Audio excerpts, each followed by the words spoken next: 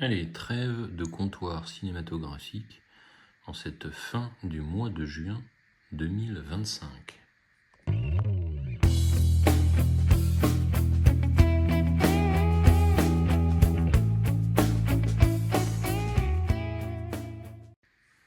Alors on commence par un achat tout récent, c'est Blade Runner 2049, Denis Villeneuve, réplique et renaissance, donc chez Cinéfocal.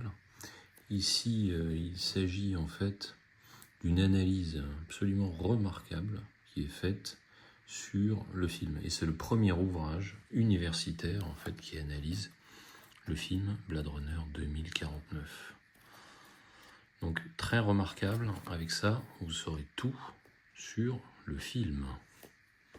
Ensuite on enchaîne avec le magnifique nouveau magazine de chez Rokirama, consacré sur plus de 60 pages à Seven, des articles extraordinaires.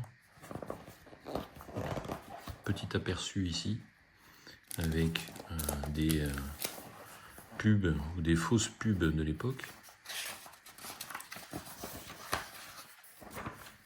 Voilà, et au sommaire, voilà, Brad Pitt et Morgan Freeman. Au sommaire, donc on a l'histoire du générique d'anthologie du film, on a le cauchemar des années 90, on a un entretien avec Darius Khondji, un entretien avec Arthur Max. Ensuite, on a la production design, on a bien évidemment les rapports entre David Fincher et Brad Pitt à l'épreuve du temps. Et puis enfin, les spaghettis de David Fincher. On a pas mal de choses et puis on a une vidéo pizza sur Roadhouse.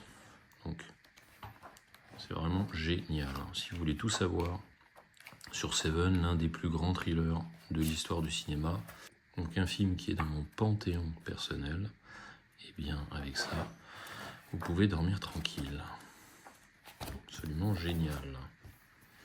On enchaîne maintenant avec ce steelbook de Equalizer 3, troisième du nom de la série Equalizer avec Denzel Washington. Alors, ce qui m'a donné envie de l'acheter, eh bien, c'est le prix, puisqu'il était à 17 € à la Fnac. Et puis, moi, j'aime bien l'artwork. J'aime bien l'artwork ici, avec la justice et Denzel, qui éclate la statue un petit peu du commandeur. Il est de finition mat. Il y a des effets brillants sur la statue. Il est vraiment chouette. Et puis sur les balles ici, sur la tranche classique. Et puis ici, voilà. Des effets brillants un peu sur la balance. Alors déplié à l'extérieur, ça donne ceci. Très très chouette. Et donc à l'intérieur, on a deux sérigraphies. On a bien évidemment le 4K et le Blu-ray. Voilà, c'est assez minimaliste comme sérigraphie. Mais en tout cas, voilà, 17 € à la Fnac, super. On enchaîne ici avec le Blu-ray, Better Man, qui est un biopic extrêmement original, où finalement la vie de Robbie Williams est racontée par le biais d'un monkey. C'est vraiment excellent. Donc, petit fourreau ici, rien de particulier. Et à l'intérieur, le disque avec une sérigraphie. Un film à voir et vraiment à découvrir. Ensuite, on enchaîne avec The Fabelman, ici édition collector 4K Blu-ray avec un livret incorporé, qui est pas mal du tout. Excellentissime film de Steven Spielberg. Voilà, magistral, encore une fois. C'est l'histoire familiale du cinéaste. Le livret est très bien, beaucoup d'anecdotes. Voilà, les acteurs, Paul Dano, Michelle Williams, absolument superbe. Donc, très joli livret avec des photos du tournage. Vraiment très très bien.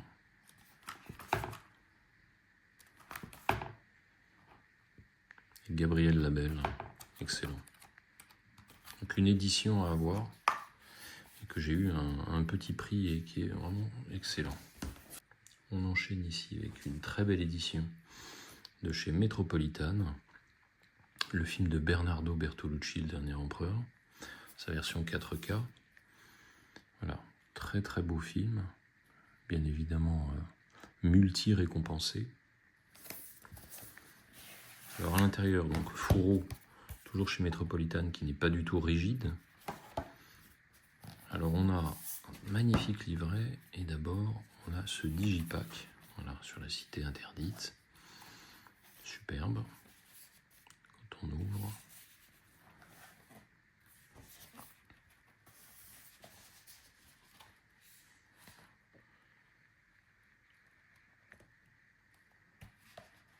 Très très chouette. Très très beau digipack. Alors, pas d'artwork sur les disques. Mais par contre, voilà, on a vraiment quelque chose de formidable.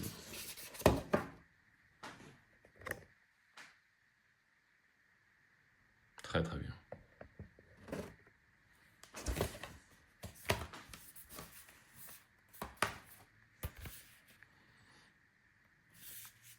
Très beau travail.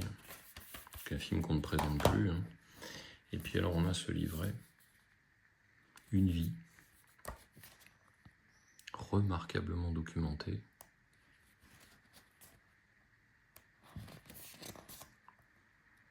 Voilà, on a la chronologie de la vie depuis le Fils du ciel,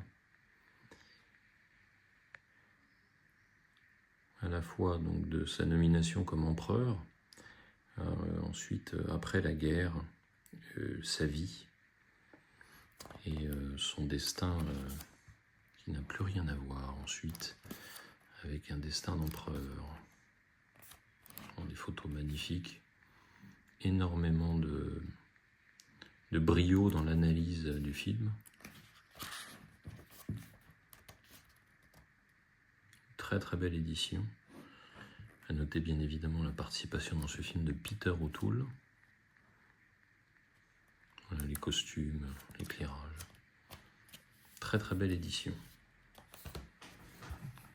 Et ensuite, on a bien deux petites éditions que j'ai récupérées de Dirty Harry.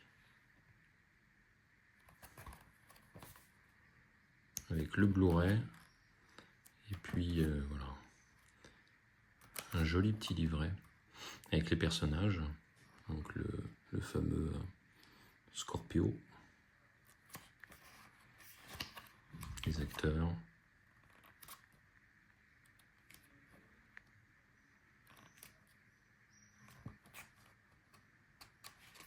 j'aime beaucoup les photos.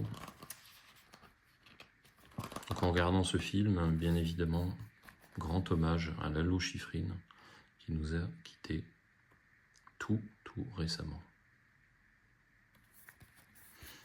Il est un immense compositeur, et voilà, qui a notamment composé la musique de ce film, Lalo Schifrin. Ensuite, José Wells sur la loi. Donc voilà, là on reprend, c'est l'artwork en fait qu'on retrouve comme artwork interne dans le Steelbook qui est sorti tout récemment. Voilà, et on retrouve également cet artwork sur, on va dire, le recto du Steelbook qui est sorti du film, mais qui ne reprend pas la totalité de l'artwork ici. Voilà, mais en tout cas, on reprend le dessin du personnage.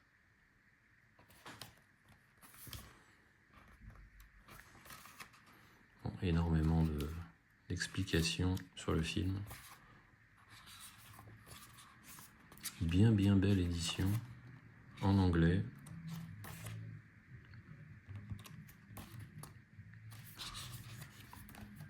Encore une fois, remarquable de la part de Warner Bros.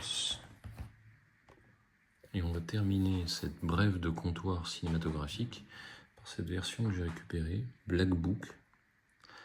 Donc un film excellent avec Carice Van Houten. Et voilà, un film de Paul Verhoeven que j'ai récupéré chez 101. Donc voilà, la version Black Book 2006, édition numéro 4 de chez 101. Donc un film excellent, très abouti.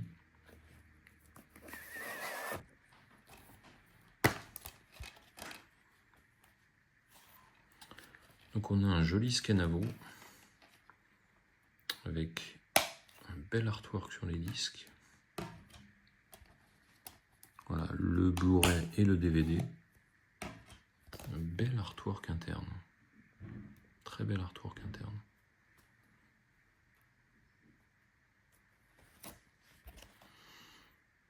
Voilà, donc un joli scanavo. Donc la langue c'est l'allemand, il y a des sous-titres en anglais, bien évidemment, mais bon, moi je vais y glisser ma galette en VF et en VO. Et alors la particularité de cette édition, c'est ce petit livret. Alors moi j'apprécie les petits livrets, toujours des mines d'infos. Et voilà, donc on a une présentation ici assez remarquable du travail de Paul Verhoeven autour du Black Book.